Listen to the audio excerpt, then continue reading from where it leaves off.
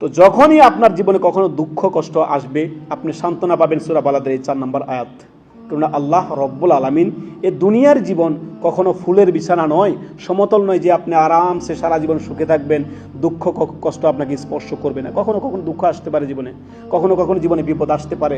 আমরা আল্লাহর উপরে সর্বদাই হাসবি আল্লাহ ওয়া নি'মাল ওয়াকিল, আল্লাহ আমাদের জন্য যথেষ্ট, আল্লাহর উপরে পূর্ণ ভরসা রাখবেন।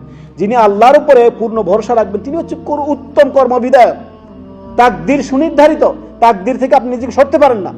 অতএব কোনো অপ্রীতিকর কোনো কিছু যদি আপনি দেখতে পান নিজের জীবনে, সর্বদা আপনি সবর করবেন, ধৈর্য ধারণ করবেন আল্লাহর কাছে। এর জন্য উত্তরণের জন্য আল্লাহ আপনি আমাকে বিপদে ফেলেছেন, আল্লাহ আমাকে সুন্দর ধৈর্য ধারণ করার তৌফিক দান করুন এবং তা থেকে উত্তরণের পথ আল্লাহ আপনাকে দেখিয়ে দিন, আমাকে দেখিয়ে দিন। এই মর্মে সূরা বালাদের আয়াত নম্বর 4-এ আল্লাহ রব্বুল আলামিন বলেন, লাকাদ খালাকনাল ইনসানা ফি কাবাদ, অর্থাৎ আল্লাহ বলেন নিঃসন্দেহে আমি মানুষকে সৃষ্টি করেছি অত্যন্ত কষ্ট এবং শ্রমের মাঝখানে।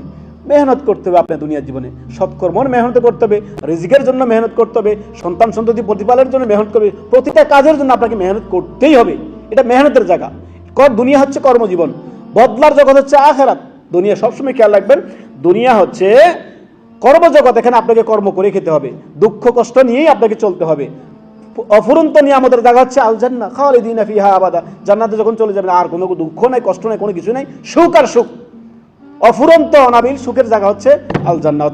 দুনিয়ার জীবনে কষ্ট পেলে ধৈর্য ধারণ করুন, সবর করুন এবং কি আল্লাহর উপরে পূর্ণ তাওয়াক্কুল ভরসা রাখুন যে আল্লাহ আমাকে এ থেকে উত্তম বিকল্প কোনো কিছু দিয়ে আল্লাহ আমাকে এ থেকে উত্তোলন করুন। আল্লাহ আমাদেরকে তৌফিক দান করুন। আল্লাহুম্মা আমিন।